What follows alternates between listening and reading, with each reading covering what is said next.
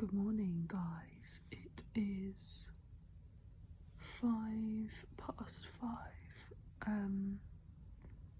I was asleep and the nurse came in and woke me up. I've been given these drink things. I was given them at my NHS pre-op back in February,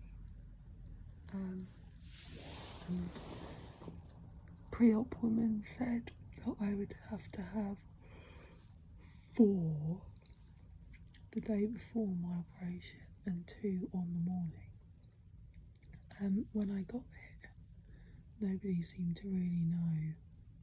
They were like, I was like, do I need to have them? They were like, no. They were like, we don't use them, only the NHS use them. I was like, okay. She just came in to wake me up and was like, you need to have one of those drinks. Because obviously I can't have anything to eat now anyway. They're like lemon drinks. They've got loads of electrolytes in them and stuff like that. They basically taste like lemonade, but it's flat. It's like very sweet. It's okay, but it's not the sort of thing you want to drink at 5 o'clock in the morning. So, she was like, oh, you need to have one of those, and then someone's just pressed the call bell, put the gown and stuff on, and I said, okay, but I think I'm not being done till this afternoon at 1:30. So she was like, let me go and double check for you. Nobody seems to know what time I'm actually being done. So she came back and just said, on my forms it just says tomorrow. It doesn't say a time. I was like, okay. So who knows? That I could have one of these drinks and then go back to sleep. And then I think they're gonna wake me up again at 7 to have another one. Or try and have another one. She was like, if you can't manage it, you can't manage it. Like, it doesn't really matter. She said we don't give them to our patients anyway, so yeah, I'm like halfway through drinking it. And I want to just go back to sleep. I slept fine. I went to sleep about 11:30.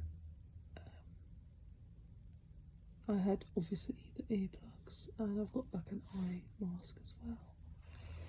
And if I didn't have them, I wouldn't have slept. Because as I say, that road outside is really busy. So anyway, I will come back hopefully when I have another update as I finish this gross drink. Good morning, everybody. It is 8:15. I've just been awake for about 45 minutes. I've had the Stoma nurse come in. Her name was Annie. She was really nice, and we were just having a chit chat about obviously the stoma and everything. She was just like asking me about my medical history, blah blah blah. She marked my stomach again, just like redid it from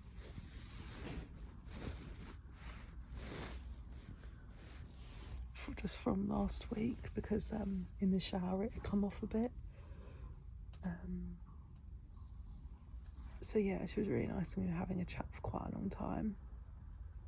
And she said that today's a Friday, so she said that she'll see me next week. She said for like the first 2 days you're going to be out of it anyway. So she said she'll come and see me on Monday.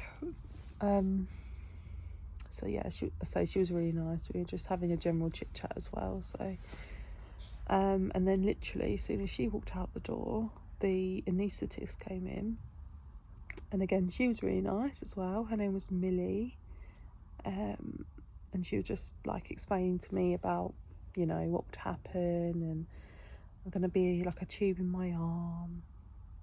I'm probably gonna have like another one in my wrist. And they said that's basically another way of measuring the blood pressure, so that you don't have to have a cuff on your arm, so it doesn't like wake you up all the time. And she said that yeah, I'm gonna have obviously like a catheter, gonna have drains probably as well in my stomach, and I'm gonna have a tube down my nose that goes into my stomach that like takes out anything in the stomach. So I'm guessing it's just going to be like stomach acid, because obviously I'm not going to have anything to eat, because they don't want, and if they want the bowel to like rest, so it would take whatever's in the stomach out. Yeah, because they don't want the bowel to like have stuff to deal with for like the first day or so. And she said I'll be on the high dependency, which I knew, and I could be there for like a day, I could be there for 2 days, it just depends on what goes on and how I go. And then she said that they want to give me an epidural, which I was like, oh. She said it's like, it's totally your choice, you don't have to have one, but she just wanted to explain like the kind of benefits of it. So she said that's going to be like the best pain relief. So basically they want to give me an epidural, and they'll leave like a tube in my back. It's a very small tube, she said. They leave it in my back, and then when I wake up, I can, instead of having like a morphine drip, she said that you would like press a button and it would put like a bit of local anaesthetic in your back, so it would take obviously like pain away from your you know, like bowel area. She said they don't really like to give morphine drips because they make people very sick, which obviously I don't want. And so she said that the epidural was like the least kind of invasive with the best pain relief. So she was like, you know, she was said about the risks and stuff like paralysis and things like that. And she's, you know, she said obviously it's like your decision, and I said, well, I'm just going on whatever you guys think because you are the experts. So yeah, I wasn't expecting that. I've never ever had one, so I don't know what it's going to be like. She was just sort of said you obviously have to sit very still while it's going in, and if you feel any pain you have to say, because that could be that they're going close to a nerve. Oh my god. And yeah, so I guess I'll be having one of them because I just go by whatever they kind of recommend. So yeah, so that was that. Both of them were in here for like 45 minutes in total. There's 2 cases today. I'm one of them, and then obviously there's another one, but she said they're both quite major cases, so they're both sort of 4 or 5 hour operations.